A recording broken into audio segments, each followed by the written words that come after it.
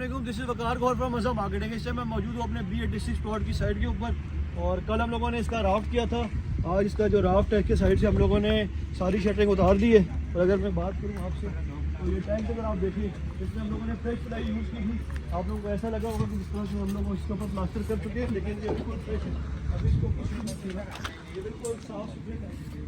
इसके साथ अगर आप देखें तो जितने भी कॉलम हैं हमारे, ये सारे के सारे कॉलम दीवारों के बीच में, इसमें कोई भी कॉलम आपको ऐसा नहीं नज़र आएगा कि जिसकी प्लेसमेंट दीवारों के से अलग हो। वो जो पीछे है, पीछे एक वॉशरूम दिया हुआ है इन्होंने, और साथ इन्होंने छोटी रिटेनिंग वॉल दी है। इसके सरिये जो हमने यहीं से निकाल लिए हैं। इसमें छोटे छोटे टेक्निकल पॉइंट्स होते हैं, ये लोगों को देखने पड़ते हैं, जो कि आपकी ये साइड की वॉल होती है। ठीक है, ये जो आप साइड की वॉल देखेंगे, ये वॉल जो होती है ये आपके राउट से आधा इंच होती है, ये पीछे से दीवार उठाई जाती है, क्योंकि इसके ऊपर प्लास्टर आना होता है और ये प्लास्टर आने के बाद ये बराबर हो जाती है। तो बहुत सारे लोग ऐसे होते हैं इसका ख्याल नहीं रखते और ये दीवार बिल्कुल अपने राफ्ट के साथ से उठा देते हैं, उसमें डिस्टेंस नहीं छोड़ते। जब इसमें आप आधी इंची का डिस्टेंस छोड़ेंगे तो ये प्लास्टर में कवर होगा। तो इसके इश्यूज़ ये आते हैं कि लोग बाद में इसको छिलाई करनी पड़ती है। तो छोटे छोटे टेक्निकल पॉइंट्स होते हैं। इसके साथ साथ कोशिश ये करें अपने प्लॉट के ऊपर फ्रेश प्लाइयाँ यूज़ करें। और जो अपने कॉलम है, जिस टाइम आप लोग बेड बांधने लगते हैं उससे पहले पहले अपने कॉलम देखें सारे। ये कॉलम आपके बिल्कुल दीवारों के बीच में आने चाहिए, इसकी प्लेसमेंट नहीं ख़राब होनी चाहिए। अगर इसकी प्लेसमेंट ख़राब होती है तो कल को आप लोगों को इश्यूज होते हैं। जिस टाइम आप लोग घर बना चुके होते हैं तो फिर आप लोगों ने देखा होगा कमरों के बीच में कॉलम आप लोगों को नजर आते हैं। इसी वजह से अगर आप ये सारे कॉलम देखें तो ये सारे के सारे कॉलम जैसे होंगे दीवारों के बीच में आएंगे। इसमें से एक भी कॉलम ऐसा नहीं होगा जो दीवार के बीच में। ये जो आपको सरिये नज़र आ रहे हैं, ये स्टील नज़र आ रहा है, ये स्टेयर्स की डिमार्केशन है।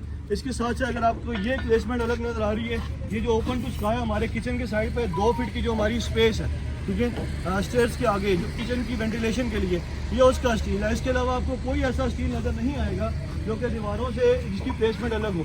तो ये जिस टाइम आप लोगों ने अपना लेआउट करना होता है, ये सारा बड़ा सोच समझ के करना होता है। जो चीज़ें आप यूज़ करें, अब ये हम ईंट यूज़ करें, अगर आप ये ईंट चेक करें तो ये बिल्कुल आपको चारों तरफ से ईंट बराबर लगेगी। अब ये एक्सपेंसिव ईंट है, अगर इसकी मैं बात करूँ तो ये 21 रुपीज़ की ईंट है। फिलहाल अगर स्टील की बात करें तो ये हमारा प्रोजेक्ट है, इस पर आप देखें तो ये इत्तेहाद कम सारा स्टील यूज़ करें।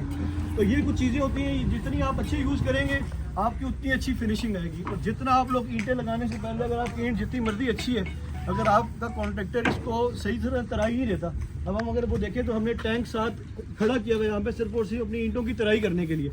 इसके अलावा हमारे पास 2 स्पेयर टैंक्स भी है। पीछे वो हमारा वाइट टैंक पड़ा हुआ है और एक हमारा ये वाइट टैंक पड़ा हुआ है।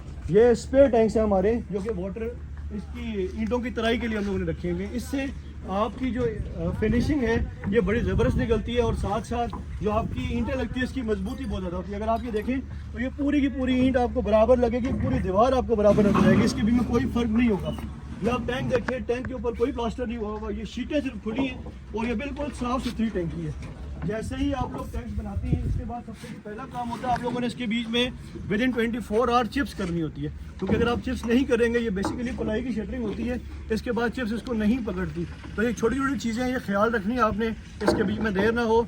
और साथ साथ मैं बताता चलूँ, इसके बाद जो हमारी अगली चाल है, ये आज हम लोगों ने इसकी बुनियादों का काम स्टार्ट किया था। इंशाल्लाह कल इसकी बुनियादें कंप्लीट हो जाएंगी। जो मेजर वॉल्स हैं ये इसकी कंप्लीट हो चुकी हैं, थोड़ी सी वॉल्स इसकी रह गई हैं, ये इंशाल्लाह कल कंप्लीट होगी। परसों हम इसकी शटरिंग का काम स्टार्ट करेंगे। तो जो हमारे बीम है इसके बीच में शटरिंग होगी, उसका प्लंथ बीम होगा।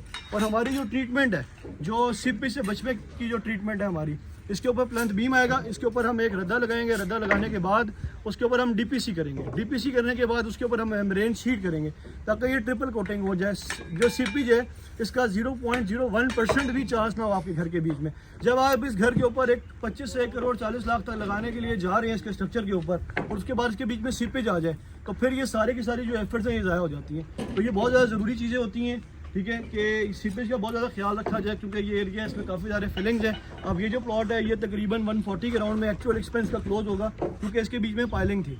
बाकी जो सॉलिड प्लॉट होते हैं ये अराउंड 125 इजीली क्लोज हो जाते हैं। A+ मटेरियल की मैं बात कर रहा हूँ। अगर आप लोग मटेरियल कॉम्प्रोमाइज़ करते हैं तो इस तरह का पाइलिंग का जो प्लॉट है वो 130 to 132 में एज़ पर एक्चुअल क्लोज होता है।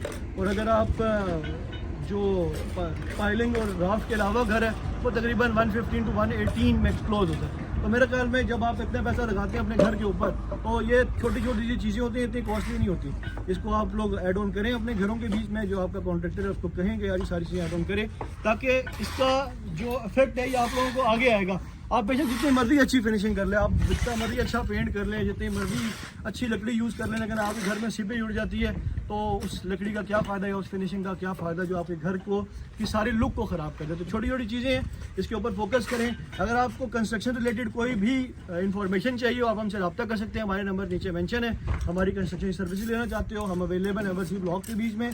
हमारे व्हाट्सएप का ग्रुप ज्वाइन करें, इस तरह की मोर इन्फॉर्मेटिव वीडियो आपको मिलती रहेंगी। Thank you so much.